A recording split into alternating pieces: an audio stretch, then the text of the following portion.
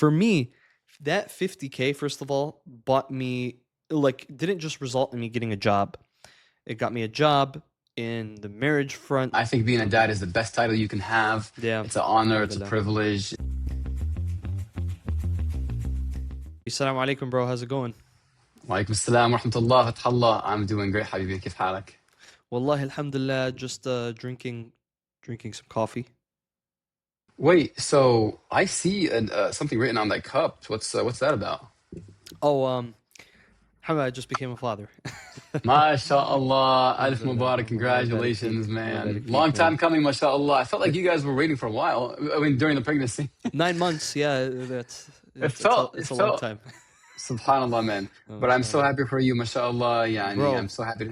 Oh, I SubhanAllah. should do the girl dad thing you have on your LinkedIn. I like that. Like, I have a I bit of actually took it off. I took it Oh off yeah, after a year. Yeah, it was taking too much space and whatever. But like, it was cool in the beginning. but it's such a big part of your personality, bro. MashaAllah. You Like think anybody who you think knows you so? knows you're like the most girl dad I've ever met. MashaAllah. MashaAllah. Habib, I love it, man. I think being a dad is the best title you can have. Yeah. It's an honor, it's a Alhamdulillah. privilege, and mas'uliyah. So I'm happy that you are Yeah. officially, joining us in the dad club. Absolutely, man. And to your point on mas'uliyah, responsibility, I am a big believer. I don't know about you, but I'm a big believer on not just selling responsibly, but buying responsibly. So the other day you told me something when we were on the phone Yeah. of like, bro, Fathallah, you're the hardest to sell to. What, like, I'm just curious, what prompted that? Like, Yeah. what got you to say that? Because, like, I know I'm the hardest to sell to, but I want to hear your perspective so that maybe we could, like, go full circle with it.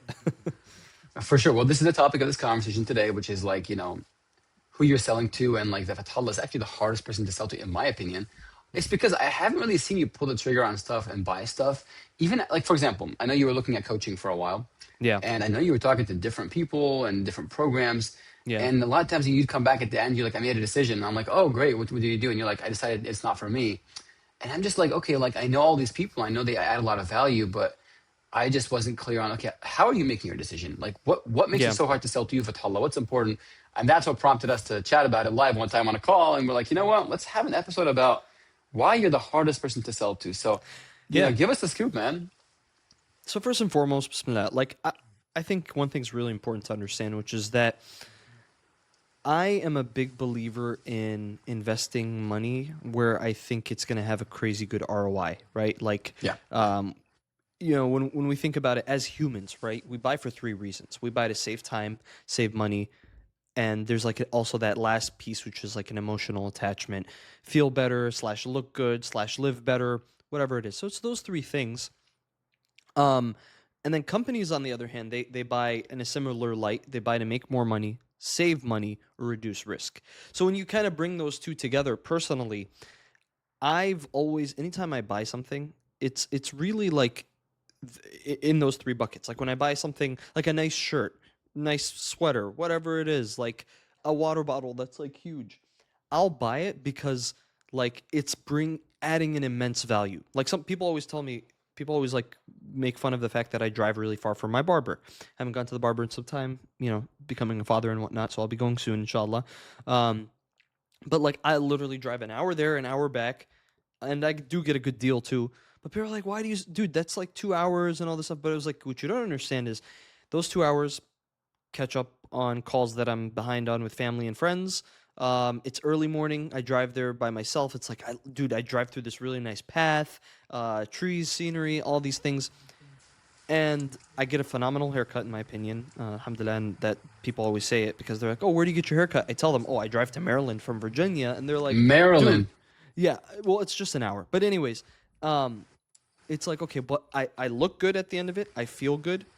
I work on my Arabic because the guy, my barber, speaks in Arabic most of the time, if not all the time. Oh, okay. Unless Okay. I'm translating for his clients that come in after me. And I'm just sold on that value. You can't tell me, people will be like, oh, well, the gas prices of today, like you'll spend like, X amount when you do the math and everything. If you get a haircut every 2 to 3 weeks, it's like, great. I'll spend that X amount because I see the value. Again, feel good, look good, connection, and just the overall experience. I'll pay money for that, right? I won't pay that same. People be like, okay, well, why don't you spend like $70 on one of these like newer barbers? I'll break that apart. And you're a barber, so you understand it. First of all, you're a new barber, right? No disrespect to the newer barbers in the game. You're not beating my 20 years of experience barber, right? You're not teaching me how to By the be way, how much does your barber charge? um beard, hair, maybe a little bit of like pulling the Yeah. threading my Oh, face okay. and all that, like the pain of that. Probably like 45.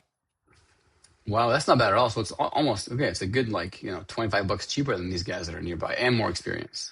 Wow. Cheaper, better, faster. But see, what you're saying is like the value for you isn't necessarily just the haircut itself. You're getting to you. You value a lot more your alone time, the catch up time, the Yeah. scenery, the drive, the peace of Yeah. mind. Yeah. So you're that's the thing is like you're buying based on there's many factors that you think about. We call that your decision process. Yes. And that's like what reminds me too. Like a lot of people, I just had an email come in from someone that's evaluating to buy my software, and he's like, "It's still really tough. We're still, they're both amazing softwares." And I'm like, "Dude, I didn't do a good job really understanding their evaluation process. Yeah. How do they make a decision?" And that's one of the things that's like, hey, for you, understanding how you make a decision is what I'm curious in. So for you, for example, let's talk about coaching. I know Yeah. you've done coaching before. Yeah. You've spent money on it. I know you've also been looking to invest in yourself more this year Yeah. and go to certain retreats from like the religious perspective, the sales perspective. Talk to me more about why are you a hard person to sell to when it comes to coaching? Because I feel like you are because you haven't made a decision to go with anyone for many months. But yeah, it's okay. It's okay. Yeah. If any coach is watching this, they're probably like, "Oh man, he's a good prospect." I'm not, by the way. He's a great prospect, guys. Just hit him up, and I'm just messing. No, but like for sure, like for real, walk me through. Yeah. When you get someone selling to you, for example, coaching. Walk us Yeah. through how are you making your decision. What would make you go from like, yeah, I'll make a decision in one call based on one conversation if Yeah. I see these things. Help me understand what makes you a hard person to sell to. Absolutely. And I think hopefully what people also take away from this is that like this is how we should view our buyers, right? Like I'm not controlling a budget, but the budget of me, my wife, and now my baby, right? But so here's the thing. Like, I think it's very good to understand my experience of this. Again, if you're selling to an experienced buyer, you should understand what you're up against.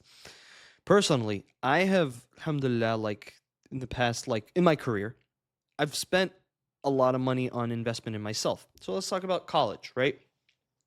I spent the money to go to college. I put my, alhamdulillah, like my parents were also helping me too, but like I put myself through college. I did internships. I saved money. I did, payment plans. I really didn't want to take a penny of loans.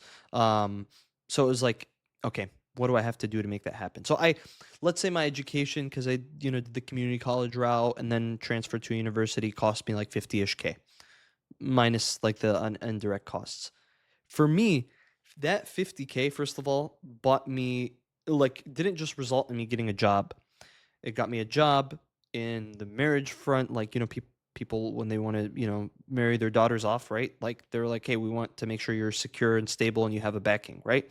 So, and societal benefit, right? For example, it's a seat at the table. It's a chance to interview at these places. Like, how many times do you and I meet people who they're very qualified? They could do our jobs better than us, but they don't have Yeah. a degree, for example. So No. the barrier to entry, it's a barrier to entry. So the 50K, let's say that I paid over the 3.5, 4 years, that got me to where I'm at. Am I saying I learned all the skills I have in my job? Absolutely not. I did not. I probably learned more in coaching programs and training, stuff like that than I did in books. Actually, on the job, failure probably taught you more, quicker, faster than a classroom environment. Yeah. Absolutely. That being said, leaving college and into the professional world, one thing I had heard a lot was like the idea of like, hey, if where are there courses right now that look, because a lot of people when they graduate college, they hit ceilings and they have to basically put in time to unlock the next ceiling of income. Unlike us in sales, like I think we could kind of maneuver around that.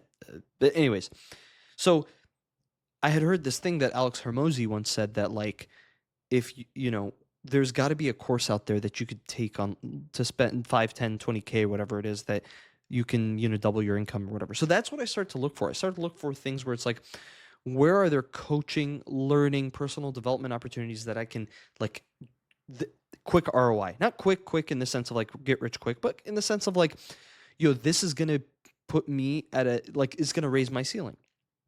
That's what I start to search out for. I think I probably spent anywhere from like 10 to 15K in the past few years on different coaching, trainings, classes, courses. And to be honest with you, like I benefited, but not like there's only a few out there that I can say had direct ROI. Direct ROI. So what that did for me was a few things. One, it taught me to value what I'm spending my money on, right? Like I don't want to just like this money is an amana. It's a trust that Allah subhanahu wa ta'ala put me with, right? Like it's something I earned that Allah put me in the vehicle to do. And at the end of the day, like I can't just waste it. Then start to come the opportunity cost. Like there's things that I've spent money on that it's like, yo, you can't put a price on that, right? Like you can't put a price on a $3,000 trip to Umrah with some amazing mashayikh. So if you tell me, I'm going to try this year, inshallah, it's my niyyah, you'll go to Umrah with our mashayikh. Be like, you know what? Do I have the money? Does it make the most financial sense? No, that doesn't matter right now because I know that going to Umrah, for example, is going to elevate my thinking. I'm going to be, at a better connection with Allah subhanahu wa ta'ala, with my teachers. I'm going to come back a better person. So there's not a lot of thought. Like I'm sold, right? Like as long as I have the money and it's not like ruining, I'm burning the boat or whatever, I'm sold. But spend 3K for like, I don't know, like A course, let's just say like a yeah, in-depth course on sales, of for course. Okay, example. well then what's the ROI? Oh, Yeah, you're gonna know how to talk to customers better. Okay, can't get that from a book, YouTube, AI, all yeah, these things. yeah, yeah. Well, so for me, like anytime someone hops on a call with me for these kinds of things, or like I see something and I just click out of interest, no, I have to have super defined ROI. It's not just like you're gonna view your customer a little differently. Great, I could probably find that online. I'm sure I could. So it's like no, it's the thing has to be I'm selling you, for example, a very specific defined system of, let's say, and it's not just a system. It's a means of discipline and accountability. I'm just giving an example, right? Like, and it all comes down to like putting myself in the buyer's shoes, because let's say in this case I'm a buyer. As a seller, when I'm selling to my customers, I have to also understand that like if I'm not deep enough where it's like I send a cold email, it's like, hey, I noticed that your organization does a lot of work in audits. Oh, great. Yes, we do. Anybody could have found that on a Google search. Like, good job on those audits. Like, that doesn't mean anything. Like, let's schedule a meeting. I've literally seen these cold emails where it's like it's Yeah, not yeah. a good cold email. It's just a. I noticed. Okay, great. What does that mean for me? So, anyways, I'll pause here. I mean, that's just a general thought of like, you have to be so hard on yourself as a seller to understand like your buyers. I feel like that's kind of been my take. So what I'm hearing from you on your decision making specifically for coaching is you need to see a clear, articulated value slash outcome of Yeah, here's what you're going to benefit yeah, and a way to actually be able to measure it after. So for example, if absolutely. someone told you as a coach, like, hey, look, you're going to spend 10K with me, but I guarantee you, you will make 50K this year more because of XYZ. And you're going to be able to measure it within 90 days in this way, in the form of this manner. And here's some proof points of other customers I've had in your same shoes. And here's what they said about afterwards. And then you see similar things. That to you would be much more clear than, for Absolutely. example, okay, yeah. Yeah, yeah, And so, because when you're talking about Umrah too, that's more of like a, you've been there before. You know the feeling you get. You yeah. can measure it from experience. And like, I know I spend 3K. Sure, it may not be as easy to spend, but I know I'm going to feel X, Y, Z. I'm going to go visit the Prophet ﷺ, do Umrah, have some thawab, be around people I know. Like, you know the benefit and outcome. You can measure what that feels like to you. But you can't measure, a 10K course with like 15 coaching sessions. It's like, okay, there's a doubt that you may not get what you want out of it. So that's why it seems like. 100%. Like, Okay. and that goes back to like flipping it on its backside, selling with conviction. If you're selling me a program or whatever it is, and you can't for sure sell the conviction that, or sell with, like, tell me with full conviction that if you do what I say And I, as like a coach, for example, we're using the example of coaches. No knock on coaches out there, but if like I, as a coach, will make sure you are successful. I know that's a lot to burden you with, right? Like that's a big burden a coach carries, but that's what you signed up to do, right? Like you Yeah, got in the yeah. game. Like I don't like sales tactics, for example. Yes, I believe you can get that from a coach. But some of my best sales tactics, some of the best things I've ever learned are from some of my best managers that I've had, right? So I it's thought you like were gonna say from me. I'm just kidding. from you too, right? I'm just messing with you. Ace Framework. Shout out to the Ace Framework. I'm messing with you, man. Yeah, yeah, I Yeah, get it. like I'm telling like I had a friend the other day who like he was telling me like, dude, where'd you learn that? I was like, my manager. He's Yeah. like, oh wow, that's insane. Like so the thing is, it's like, what do you like? If you're a coach, are you duplicating the effort of a manager? Because my manager can teach me a lot of things. What is making you different from my manager? Right? Like, are you filling in a gap that maybe like, hey, me as a seller, I'm like shy to tell my manager I need to improve XYZ, or like, my manager might, be like, looking at the business in one way and I need a bit more of a, like, you need to fill that gap or add on to it. If you're not, we're not in business. You know what I mean? And I think about it again from the perspective of like when I'm selling to a customer, it's like you actually have to make the person's life better, or else a CTO, for example, that's CTOs and CIOs are kind of like the kind of prospect I sell to. They take on new software all the time. And the number one thing they always complain about is like the fatigue of having all these platforms that they have to manage. So how are you as a salesperson coming and pitching your offering in a way that's not making me feel like, I have more to carry on my back? I need to find yet another POC and another budget to hire for, and all those things. Like, and look, bring it back to the Islamic angle, right? Like Prophet ﷺ was a Sadiq al-Amin, right? Like people bought into I don't like to lower the Prophet ﷺ's title by saying he was a salesman, but Sallallahu alayhi wasallam. he Yeah, yeah. ﷺ was, if you want to look at it in a sales lens, the best salesperson in human history, right? Like, but what was his credibility, right? His credibility was he was a Sadiq al-Amin before prophethood, right? You knew you could rely on him. You knew you could trust him, right? So like, again, it's a results thing. It's like you have to show for results or your money back type of thing. And to be honest with you, look, I get it. It's tough. It's tough for people out there to like say, hey, I'll give you this or your money back. But this is the world we're entering into. Right now, you and I both know I could go to Claude and like have a voice conversation and he could coach me on everything. Cost me $20 a month. Why are you worth, 100, 200 times what I pay for Claude? If you're a coach, Yeah. for example. So that's kind of my general thought. Hey, well, I mean, I was trying to get in your head and understand how you make decisions on this and how you get sold to. So I have nothing to sell you, fortunately for you. But for anyone else here trying to get Futhallah in his coaching program, definitely, hear this. This could help you close the deal. That it brings me back to I'm a big believer in selling with integrity, right? Like Yeah. whenever I look at a net new logo account or whatever, I always think about like how, like why are they gonna like? Look, we're always talking about imposter syndrome being a bad thing, but let's like flip it just a little bit and look at it as potentially a good thing. You as a seller need to be hard on yourself and say like, what is it in it? What's in it for my customer? I Hmm. have a number to hit, sure.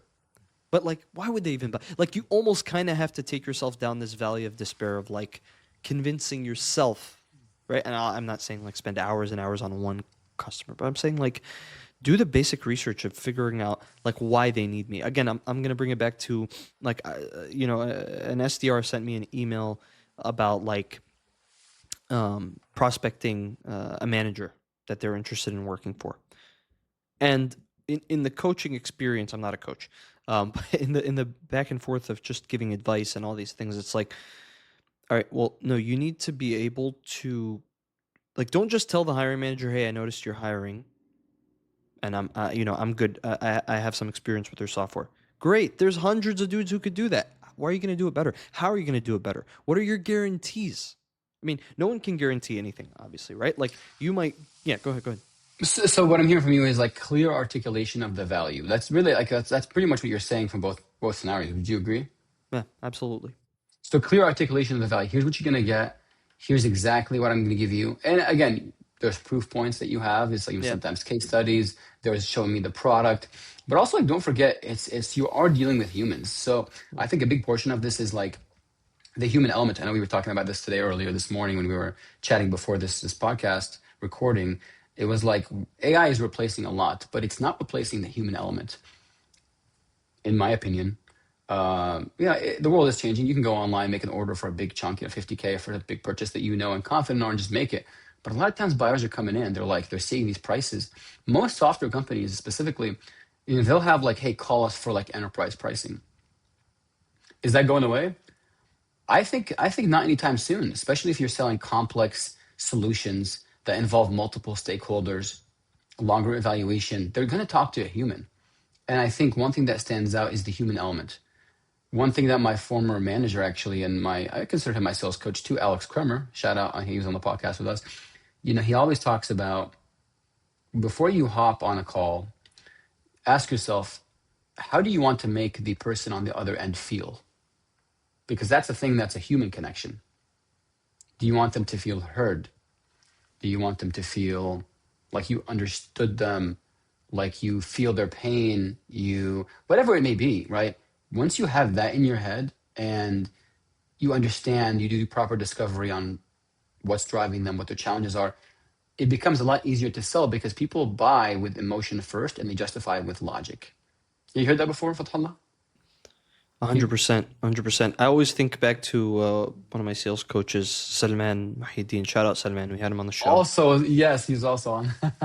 Bro, one of the things that captivated me as somebody coming into the sales world, like there was a gap in my Mm. skills, right? Because I never had real tech sales skills. I had sales skills because I sold furniture. I had a little shoe And it's a flipping different thing. business. People think, well, all sales are the same, but it's really not the same. There's It's not. a car salesman has a lot more. He needs to be different and better in things than a software salesman. It's a whole Yeah, different ball game, right? Sorry, I cut 100%. you off. Continue. No, no, you're good. You're good. I just remember the feeling of reading his posts as Mm. a IT analyst, right? Like thinking to myself like he wasn't even selling anything in those days, right? But he was talking about what it was like to like talk to customers and interact with them and all these things. So in reading those posts as an IT analyst and being like, man, I so badly want that job that I'm having the in-person connection or personal connections with people and making their lives better. Like me, I was sold on like this is the path, right? So it's like I think to your point, right? Like when we're talking to customers or like messaging them or putting some content online that they might read and they might benefit from. It's like again to your point, how are you taking their potential state and making it better, right? Again, in my case, it's like I'm out here thinking like, what is it going to be for me to enjoy work? And oh, I go on LinkedIn, I scroll and I see a post on like, oh, there's a job where you call customers and try to make their life better and sell them technology. Well, it's like, oh my God, there's the art of that possible. And it's like, okay, well, so it's like again, I think I haven't finished the book Gap Selling, but and they have that new book Gap Prospecting. I definitely want to check that out.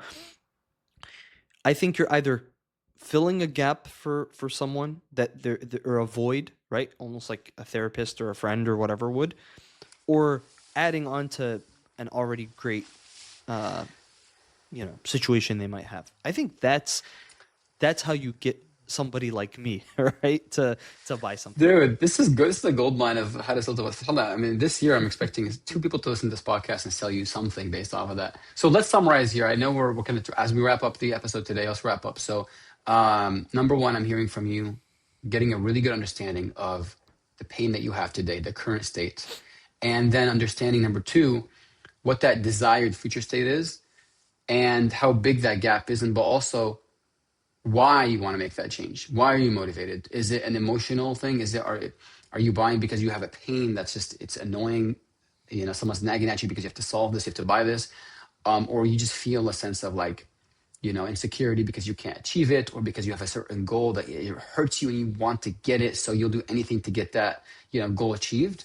And then finally, your third is like taking you on a journey, taking your prospect or your potential customer on a journey with you of like, hey, I'm going to help you get there. This is how. Yeah. And then having them really believe that you are the person to help them get there, whether you're a coach or you're selling a software.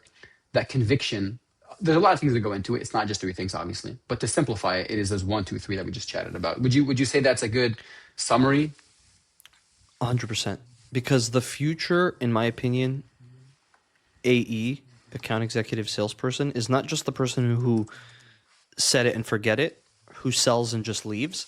You're going to be, because of how easy it is for customers to replace you, you need to walk down the path. You don't just sell them the car. No, you're now driving the car with them. You are like the results. Like I saw something today about results based software, right? Like this is the future. So get with the program, or get left behind. Man, that's all I got. Hey, I expect someone to sell you in 2026 on something, preferably coaching. But hey, we have a lot of programs that we're thinking about together, and alhamdulillah, we want to talk about more stuff later. But awesome. Well, everybody, thank you for tuning in and listening. Make sure to subscribe on YouTube, Spotify, Apple Podcasts. Inshallah, we'll catch you all on the next one. Assalamu alaykum.